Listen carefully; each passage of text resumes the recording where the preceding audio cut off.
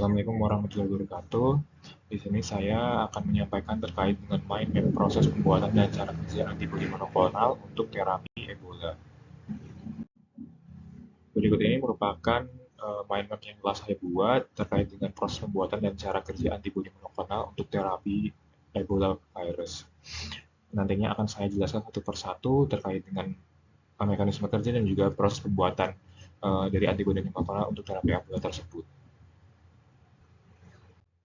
Untuk yang pertama, ini landasan atau background mengapa antibodi terapi untuk virus Ebola ini penting dikembangkan. Hal ini dilandasi karena adanya outbreak pada tahun 2013 hingga 2016 di Afrika yang menyebabkan 28.616 kasus dan juga 11.310 kematian karena infeksi virus Ebola.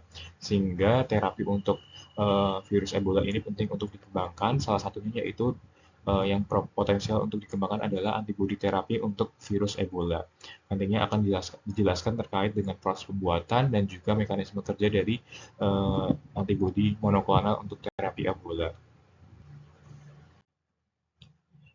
Untuk yang pertama akan dijelaskan terkait dengan proses pembuatan dari antibodi monoklonal untuk terapi virus Ebola. Ini saya mengambil dua jurnal terkait dengan antibodi monoklonal untuk terapi Ebola yang saya review metodenya. Untuk yang pertama, ini dari jurnal Review Insight on Current FDA-Approved Monoclonal Antibodies Against Ebola Virus Infection. Untuk di jurnal ini dibahas terkait dengan dua jenis monoklonal antibodi yang saat ini sudah di-approve atau dilisensikan untuk terapi dari Ebola virus, yaitu MAB114 atau antibodi monoklonal dengan brand Ebanga, serta ada RECN EB3 atau dengan produk bernama Inmazeb. Ini sudah di-approve oleh FDA sehingga ini dapat digunakan pada kasus outbreak dari Ebola virus. Untuk metode pembuatannya sendiri, untuk yang pertama yaitu dari Ebanga, ini pertama kali dilakukan pengambilan darah dari pasien yang terinfeksi virus Ebola, kemudian diisolasi PBMC-nya, kemudian dari PBMC tersebut, karena ini mengandung sel B, ini akan dilakukan cell sorting untuk sel B yang potensial dapat menghasilkan antibodi monoklonal untuk virus Ebola. Kemudian setelah dilakukan sorting, ini didapatkan antibodi, maksud saya adalah sel B yang menghasilkan antibodi IgG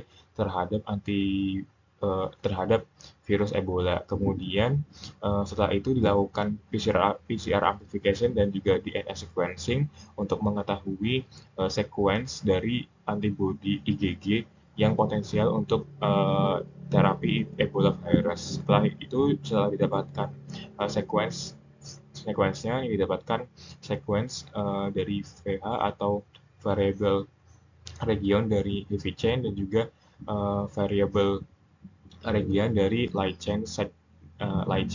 Ini didapatkan sequence-nya, kemudian dilakukan ini menjadi landasan konstruksi untuk antibodi monoklonal yang akan diekspresikan. Kemudian dilakukan ekspresi sehingga mendapatkan antibodi monoklonal untuk virus Ebola. Setelah itu didapatkan formula untuk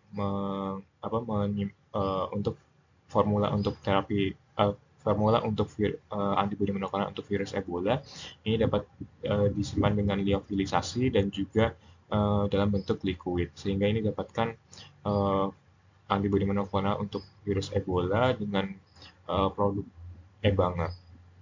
Kemudian untuk yang Inmazeb ini metodenya yaitu pertama yaitu mencit, ini menggunakan Velosimum mice, diinjeksikan atau divaksinasi dengan vaksin DNA yang mengkode protein GP dari Ebola virus, sehingga mencit tersebut dapat terinduksi antibodi atau sel B yang nantinya akan mengenali protein GP dari dari vaksin DNA Ebola virus. Kemudian setelah diimunisasi atau divaksinasi, mencit tersebut diambil spleennya atau limfanya, kemudian diambil splenositnya, kemudian diambil splenositnya atau sel B dari limfa mencit yang sudah diimunisasi dengan vaksin DNA Ebola virus protein GP. Kemudian setelah itu dilakukan pengembangan dengan fusi hybridoma dengan sel myeloma. Kemudian setelah didapatkan sel hybridoma, ini didapatkan antibodi yang dapat mengenali protein GP dari Ebola virus. Ini kemudian di screening, kemudian dilanjutkan dengan cloning antibodi yang tadinya ini ada bagian yang mice, ini diubah menjadi human, sehingga didapatkan klon yang dapat menghasilkan fully human monoclonal antibody. Setelah itu diformulasi sehingga didapatkan antibody yang sudah di-approve, yaitu antibody REC-N-EB3 atau INMAZEB. Selanjutnya dari jurnal yang kedua yaitu dari therapeutic monoclonal antibodies for Ebola virus infection derived from vaccinated humans. Untuk metodenya yaitu ini dilakukan pertama kali vaksinasi pada 11 orang volunteer. Ini yang divaksinasi dengan vaksin CAT3 Ebola Z MVA BN Philo vaksin. Kemudian dari volunteer tersebut diambil B-cell-nya dari yang bersumber dari BBMC. Kemudian dari sel B tersebut ini didapatkan klon yang potensial untuk menghasilkan antibodi monoklonal untuk Ebola virus. Kemudian ini didapatkan 82 monoklonal antibodi yang potensial. Kemudian dilakukan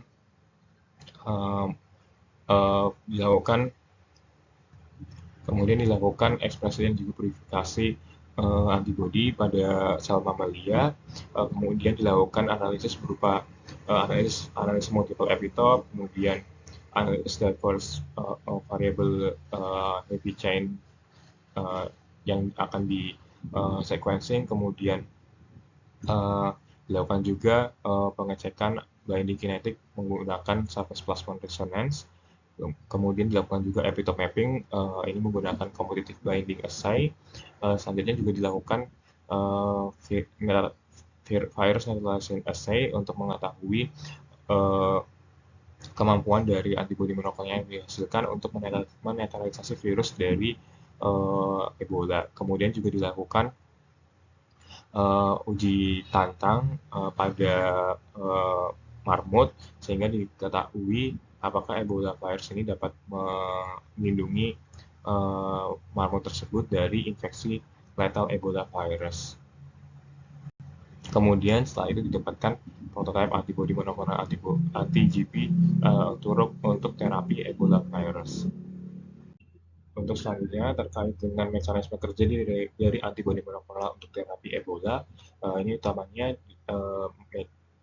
antibodi monoklonal untuk terapi Ebola bekerja di dalam tubuh dengan mekanisme netralisasi, antibody dependent cytotoxicity atau ADCC, dan juga complement activation. Untuk yang pertama, netralisasi ini merupakan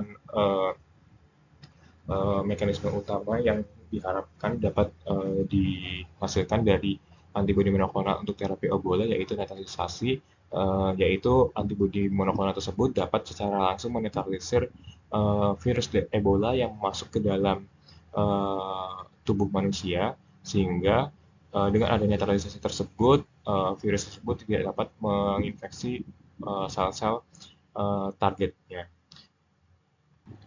Kemudian selain dengan metode mekanisme netralisasi, antibodi monoklonal juga dapat bekerja dengan mekanisme antibody dependent cell cytotoxicity, yaitu antibodi ini nantinya akan berikatan terlebih dahulu dengan virus dari Ebola. Kemudian setelah berikatan dengan virus Ebola, antibodi monoklonal tersebut pada bagian Fc-nya akan berikatan dengan FcR3 Fc gamma R3 yang terdapat pada target sel. Kemudian karena adanya kompleks antara uh, uh, antibodi dengan virus Ebola dan juga sel, maka ini akan mengaktifkan efektor sehingga nantinya dapat uh, efektor sel sehingga nantinya dapat menginduksi target sel untuk disease. Mekanisme yang selanjutnya yaitu aktivasi komplement, yaitu antibodi monoklonal untuk terapi Ebola ini akan memberi ikatan dengan Ebola virus pada target spesifiknya, contohnya adalah protein GP. Kemudian antibodi monoklonal tersebut dapat berikatan pada bagian Fc-nya dengan protein komplement. Dengan adanya kompleks tersebut, ini akan mengaktifasi activation of complement cascade yang bersifat cytotoxic sehingga Ebola virus ini akan dinetralisir. Baik, sekian presentasi dari materi mind map saya terkait dengan mekanisme dan juga metode pembuatan antibodi monoklonal untuk terapi Ebola virus. Terima kasih.